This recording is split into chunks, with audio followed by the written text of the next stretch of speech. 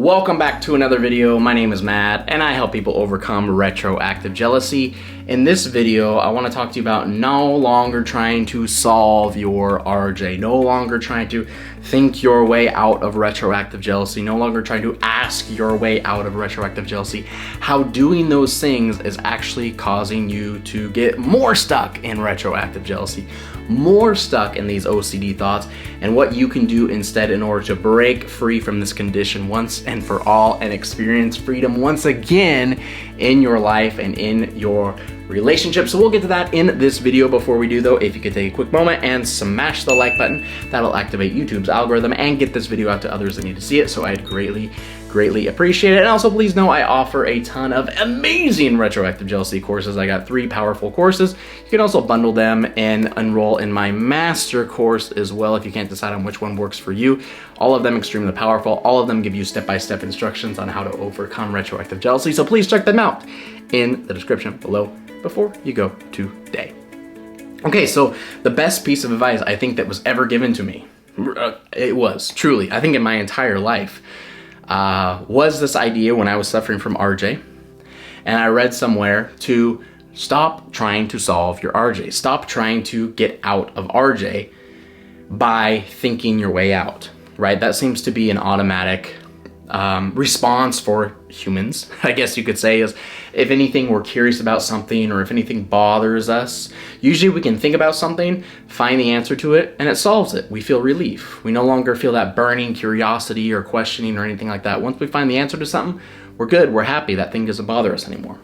And so naturally, that's what we think our response should be to retroactive jealousy, to these thoughts and curiosity of our partner's past. Well, as long as I just think about it enough and I can come to terms with it, boom, I'll be fine and I'll no longer suffer from, these truly nasty thoughts and highly charged emotional responses. Or the same thing with questions. Well, as long as I ask enough questions of my partner, I will get enough answers, and pretty soon all the answers will solve everything I ever needed to know. And so I'll no longer be curious and these thoughts will no longer bother me. It's over. That was me. That's probably you too at some point, or maybe now, but that was definitely me, thinking that's the only way to solve this is to figure it out for myself, to think about it all the time, to ask questions all the time, to do research on social media and all these things.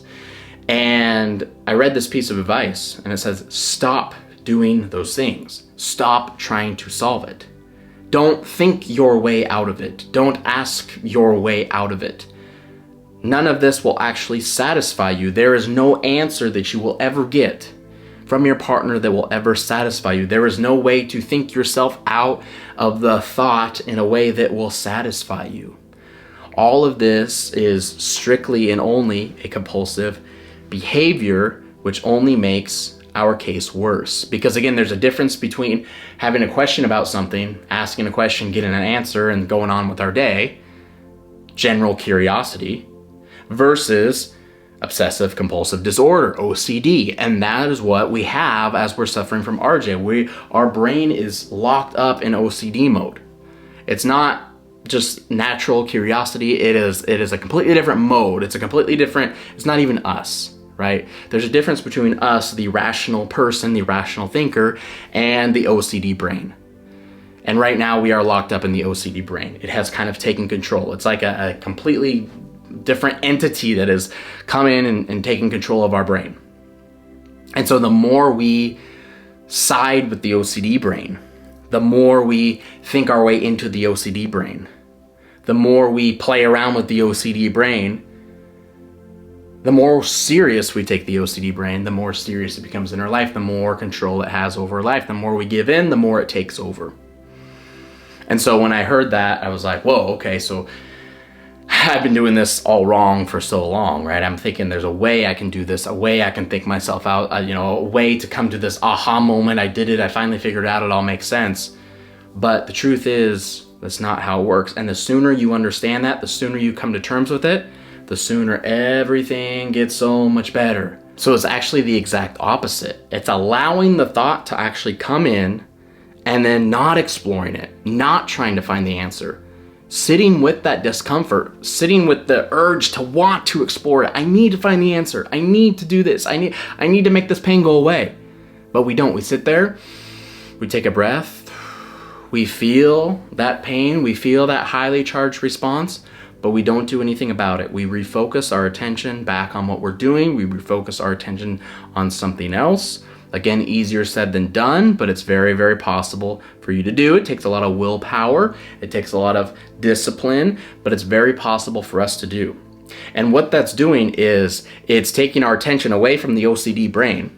It's saying, yeah, OCD, yep, I hear you, but guess what? You're not me. You're not the real me. So why would I pay attention to something that's not me? Why would I pay attention to something that does not benefit me in the least bit? So no, sorry, not gonna happen.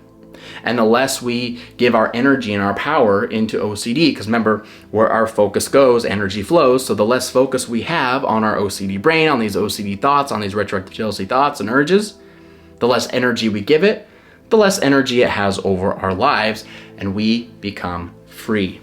Again, I've said this before many times. I never solved anything in my partner's past. I never came to terms with anything in my partner's past. I never, ever, ever did any of this and asked enough questions and thought about it enough to come to terms with everything and understand everything. I just did everything that I'm telling you. I stopped putting my focus on attention on these thoughts, and the anxiety and that highly driven response, highly charged response stopped happening when I would think these thoughts, and guess what happened? The thoughts stopped coming. When there's no anxiety attached to a thought, the thought will no longer come anymore. It will fly away, find somebody else, whatever the case is, but it's no longer existing in your life. There's no reason for it. Your brain no longer finds danger in these thoughts because we've manually unprogrammed ourselves from this OCD brain. Okay? And now I can sit here and I can close my eyes, and if I really think about a thought of my partner in their past or whatever situation that really used to drive me crazy, I'm fine. No anxious response. I can picture it right now and I don't feel anything. Okay? And that was because I put in this work. I didn't solve anything. I didn't have an aha moment. I didn't come to terms with anything. I stopped exploring these thoughts. I stopped giving these thoughts attention. I stopped trying to solve anything. It's Eckhart Tolle who says, not needing to know the answers is all you need for all the answers to ever come to you. And that's the absolute truth. I never found out the answers to all these burning questions that I thought were so important, and all the answers that I ever needed came to me. The answers were, it does not matter. I really don't care.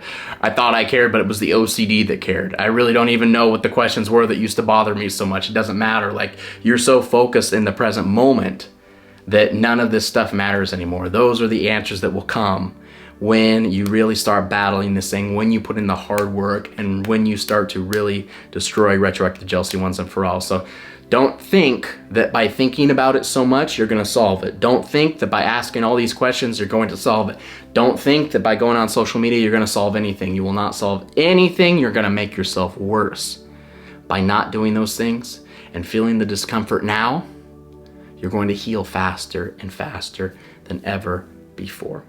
Of course, if you want some more help in your journey in overcoming RJ, please check out the links in the description below. I got 3 amazing courses down there. Sign up for any of them that you think fits best in your life, or you can bundle all of them for one low price. Thank you so much for joining me today, everybody. I hope you have a fantastic day, and as always, I will see you in the next video.